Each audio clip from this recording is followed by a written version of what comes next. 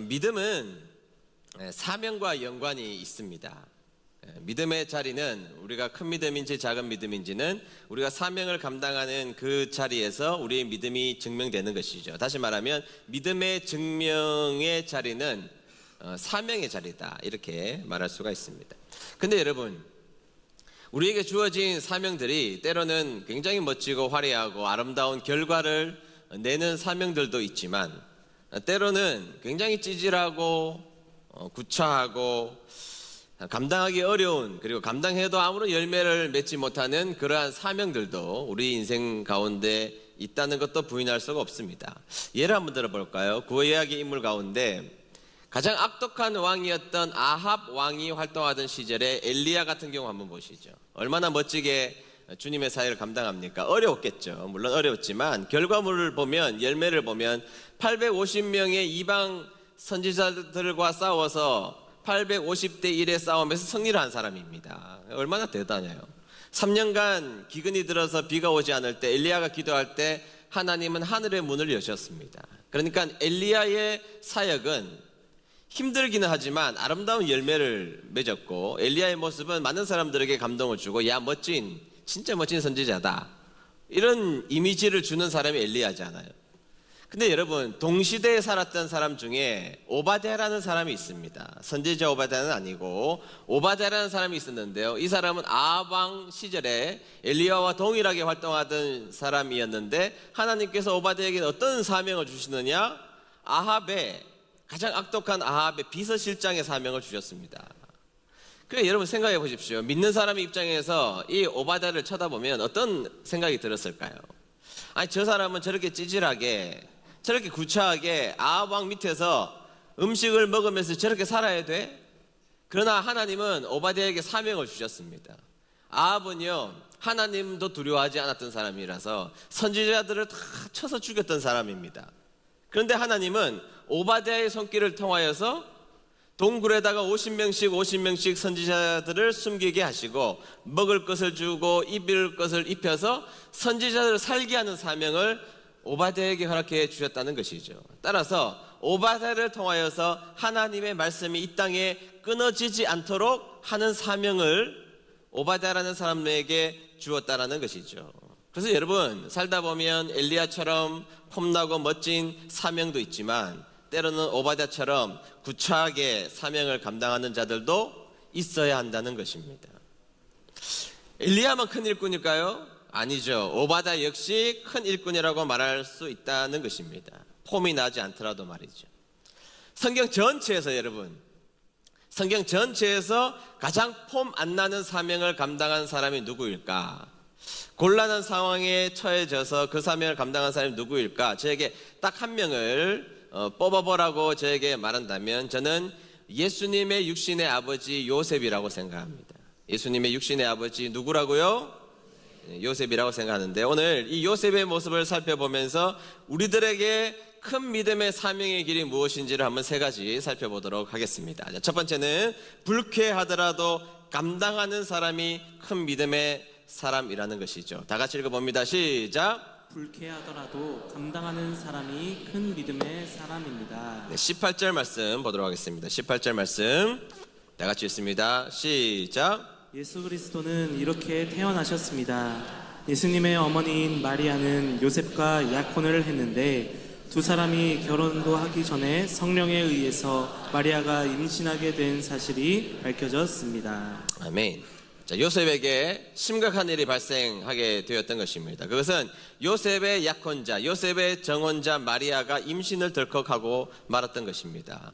행복고 즐겁고 노래를 부를 만한 일만이 나의 인생이 아니라 무겁고 어려운 십자가를 져야 하는 그 인생의 여정도 역시 나의 인생의 한 부분이라는 것을 인정하는 것, 당연히 필요하다라는 것입니다. 그래서 여러분, 큰 믿음은요, 때로는 나에게 다가온 사명이 불쾌하게 여기실지라도 그것이 사명이라면 끌어안고 살기로 작정하며 그것을 수용하는 자리가 큰 믿음의 자리인 줄로 믿습니다. 여러분, 가벼운 십자가가 어디 있습니까? 있긴 있습니다. 여러분의 목에 달린 거, 귀에 걸린 거 가벼운데, 여러분, 십자가라고 말하는 게 가벼운 게 어디 있습니까? 인생을 살면서 주님은 자기의 십자가를 지고 살라고 명령하셨는데 인생을 살면서 모든 것이 행복해야 된다, 그런 법이 어디 있습니까? 인생을 살면서 십자가를 지는 것도 나의 인생입니다. 나의 인생 가운데 행복한 것도 나의 인생이지만 십자가를 지는 것도 누구의 인생이에요? 나의 인생입니다. 그것을 기억하고 살아가야 한다는 것입니다.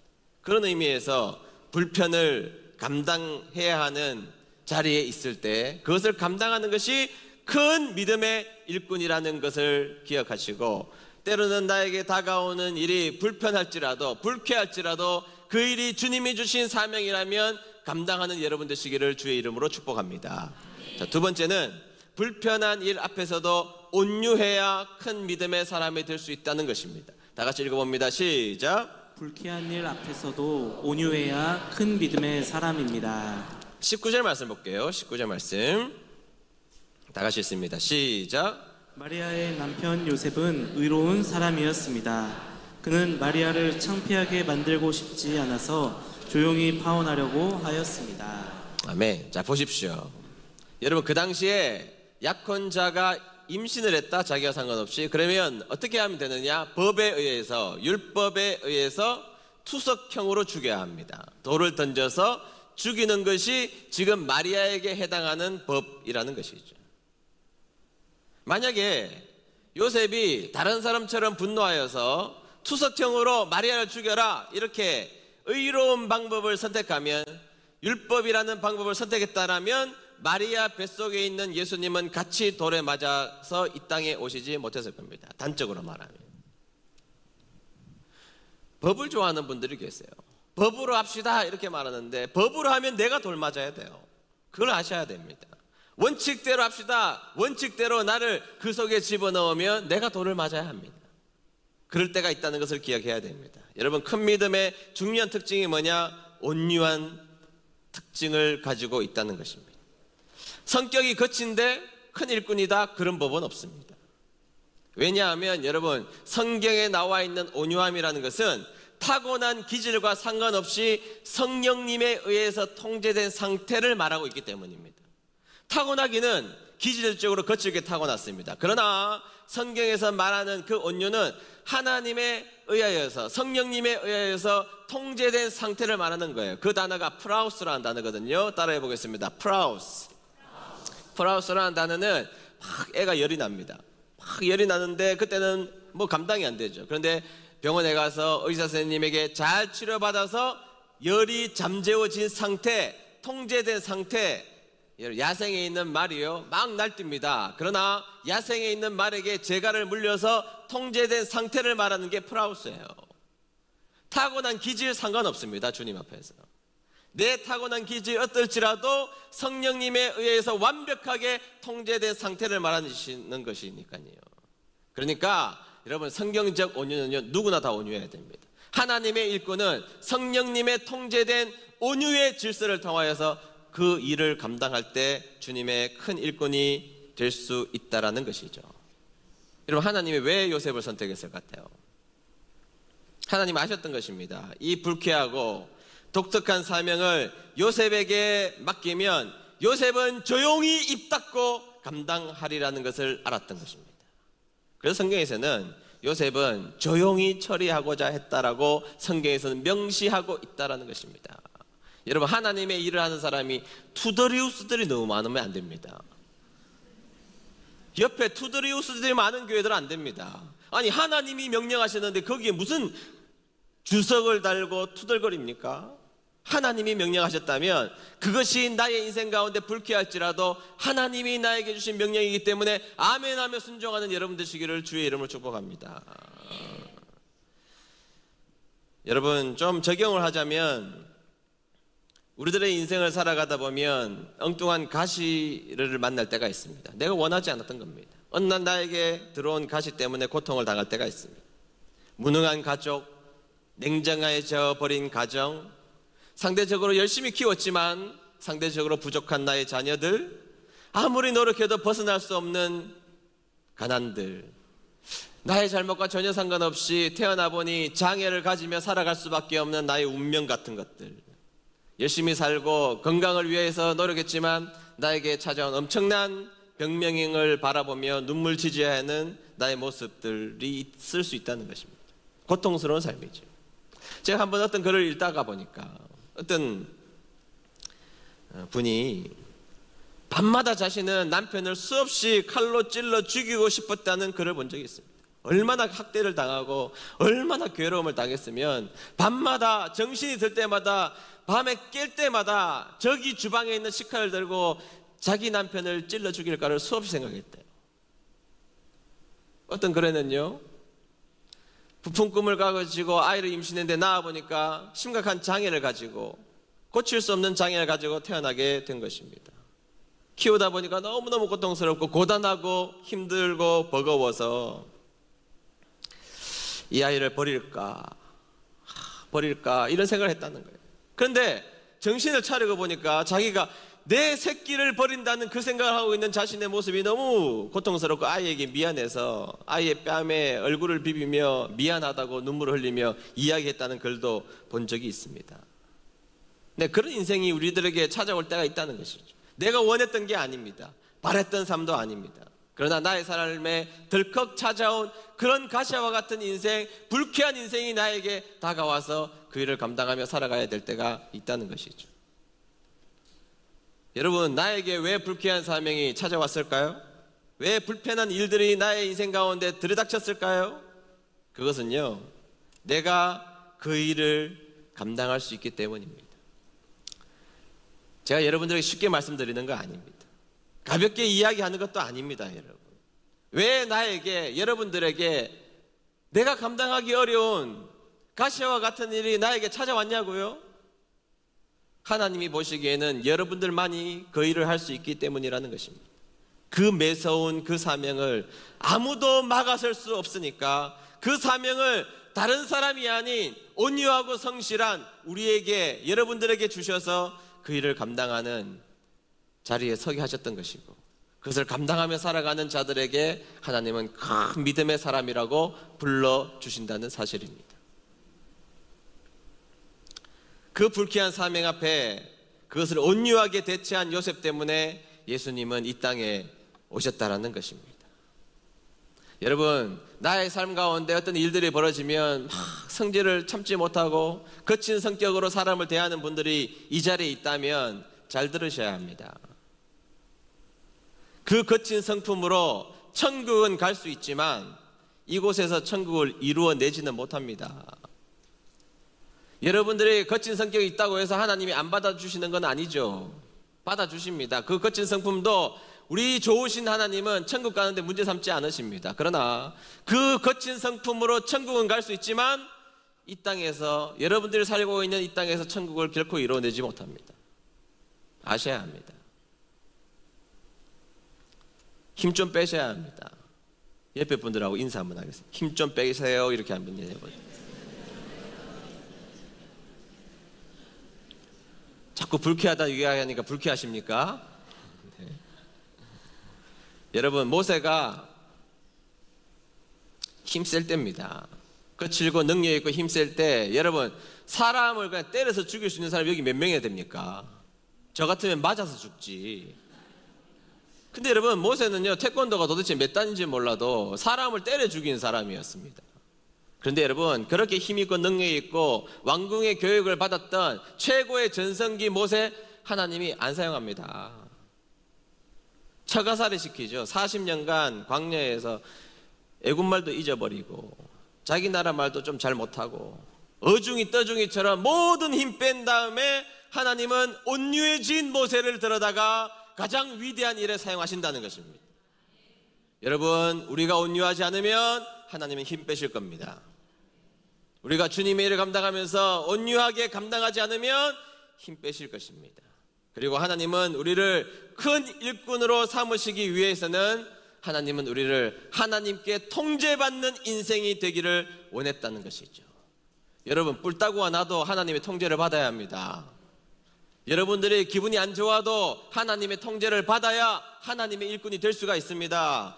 여러분들의 인생 가운데 여러분들의 자아가 아무리 옳다라고 여기질지라도 하나님의 통제 속에 여러분들은 하나님의 일꾼 될 수 있습니다. 기억하셔야 됩니다.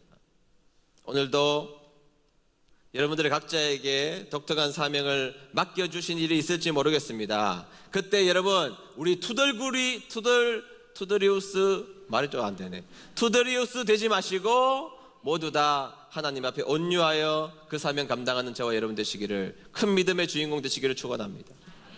마지막 세 번째, 불쾌하지만 사명이 분명하면 즉각 행동하는 것이 큰 믿음이라는 것이죠. 다 같이 읽어봅니다. 시작. 사명이 분명하면 즉각 행동하는 것이 큰 믿음입니다. 20절 볼까요? 20절 보겠습니다. 시작. 요셉이 이 일을 생각하고 있을 때 꿈에 주의 천사가 나타났습니다. 천사는 요셉에게 이렇게 말했습니다. 다윗의 자손 요셉아, 마리아를 아내로 삼는 것을 두려워하지 마라. 마리아가 아기를 가진 것은 성령께서 하신 일이다. 아멘. 자, 요셉은요, 자신의 약혼자가 임신했습니다. 미칠 지경입니다. 정말 이거 뭐 보통 일이 일어난 게 아니잖아요. 그런데 잠이 들었습니다. 잠이 들고 나서 꿈에서 천사가 비로소 가르쳐 준 거예요. 이제 안 겁니다. 이제 안 거예요. 성령으로 잉태된 것이라는 것을 이제 안 겁니다. 그러자 어떻게 합니까? 24절 보겠습니다. 제가 읽겠습니다. 요셉은 잠에서 깬 후 주의 천사가 명령한 대로 했습니다. 요셉은 마리아와 결혼하였습니다. 이게 재미있는 장면인데요. 여러분 생각해 보면 요셉이 어떤 스타일인가 제가 좀 알 것 같아요. 좀 느리기도 하고 느긋하기도 하고. 여러분, 지금 약혼자가 임신했는데 잠을 자빠져 잔다고요? 이게 말이나 되는 이야기예요 지금? 아니 여러분, 지금 약혼자가 임신했다니까. 지금 길길이 날뛰어도 날뛰어야 될 그 상황에 잠에 폭 들었다는 게 요셉의 성품을 알 수 있는 이야기죠. 얼마나 느긋한 사람인지 알 수 있죠. 얼마나 물러 빠지고 얼마나 느려 빠졌으면 자신의 약혼자가 임신을 했는데 잠을 자요? 그게 요셉이었습니다. 의롭지만 성격은 물러 빠진 사람이에요. 저 혼자 얘기는 아닙니다. 많은 학자들이 그렇게 주장하는 내용이에요. 그런데요, 보세요. 이 사람에게 사명이라는 게 들어가니까 잠에서 깨자 즉각적으로 주의 사자의 명령 그대로 합니다. 즉각적으로 합니다.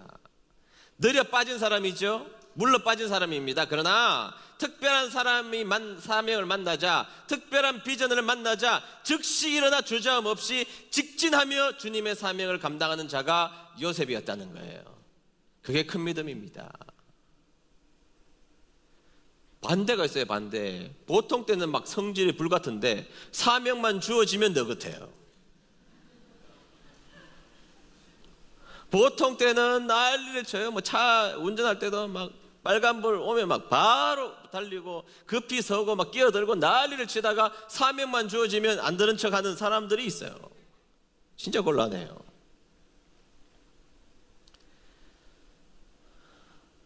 요셉은요, 느긋하고 그런 사람이었지만 자신에게 사명이 들어오자 무조건 직진했다고요.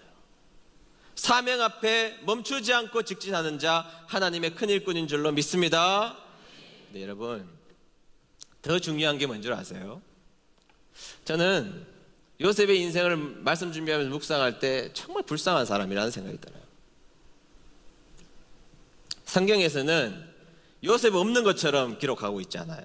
이때 등장하고 나서 요셉이 등장하지도 않아요. 성경 속에 요셉이 언제 태어났는지, 그리고 요셉이 언제 죽었는지도 모릅니다. 그런데 여러분, 많은 학자들의 공통된 의견이 뭔 줄 아세요? 예수님의 공생애를 하시기 이전에 요셉이 죽었을 거로 봅니다. 예수님이 공생애하기 이전에 요셉이 죽었다라고 보면, 그렇다면 여러분, 요셉은요, 평생 자신이 몸으로 낳은 그 아들이 하나님의 아들이라는 것을 단 한 번도 경험해보지 못하고 죽었을 가능성이 높아요. 거의 자신의 아들이 성령으로 잉태되었다고 말하는 그 아들이 예수가 하나님의 아들이라는 것을 눈으로 보지 못하고 죽었을 가능성이 농후합니다. 어느 날 아이를 키웁니다. 문득 꿈은 기억나지만 진짜 이 아이가 성령으로 잉태된 하나님의 아들일까? 수없는 의심을 이겨내야 했던 사람이 요셉이었습니다. 뿐만 아닙니다. 이 아이가 혹시 다른 남자애 아닌가라는 생각이 들면 그럴 때마다 괴롭고 힘들어서 저 골방에 처박혀서 그 마음을 추스리고 이겨내기 위해서 몸부림을 쳤어야만 했을 겁니다. 그런데 요셉은 그럼에도 불구하고 직진하여 그 아이를 다 키워냅니다. 그리고 죽어서 요셉은 역사 가운데 사라지고 성경 가운데 등장하지도 않아요. 어떻게 됐는지 기록도 나오지 않습니다. 사명을 다 감당하고 그리고 그 사명에 대한 그 어떠한 대가도 이 땅에서 누리지 못하고 죽은 사람이 요셉이에요. 마음이 아픈 장면이죠. 여러분, 우리의 인생의 어떤 영역은 마치 요셉처럼 그런 인생일 수 있다고 저는 생각합니다. 힘들지 않은 삶을 살아가지 않은 건 아닙니다. 열심히 살아갔습니다. 남들이 모르는 자리에서 주님의 일도 열심히 감당하며 살아갔습니다. 나의 가정도 다른 사람들은 모르겠지만 정말 이 가정을 이렇게 세우기 위하여서 남들 모르는 눈물을 십자가를 지면서 그 일을 감당했습니다. 내 주위를 살려내기 위해서 몸부림치며 그렇게 살아갔던 나의 모습이 있지만 그런 아픈 사명을 감당하고 열심히 달려왔는데 아직까지 아무런 열매가 없는 겁니다.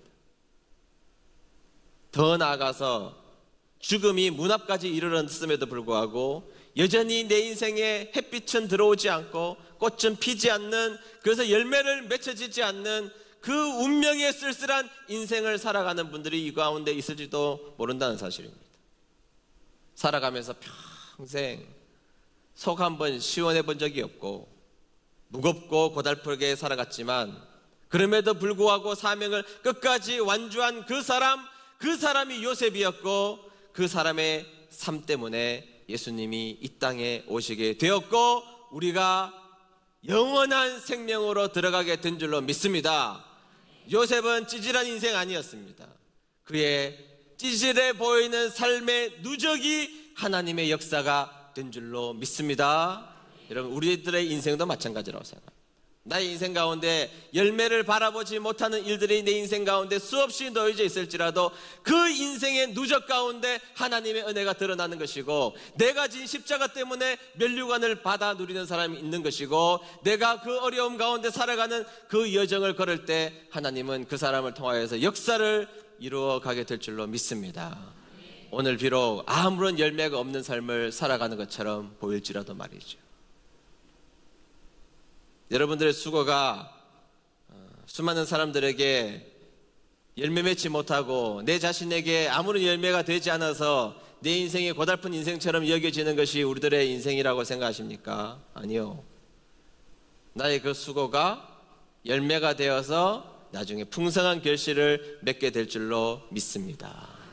불쾌한 사명이 나에게 주어졌을지라도 하나님이 나에게 부여해 주신 사명이라면 말씀 붙들고 직진하시고 열매가 없는 삶일지라도 주님의 영광을 위해서 나의 십자가를 지고 살아갈 수 있는 저와 여러분 되시기를 주의 이름으로 축복합니다.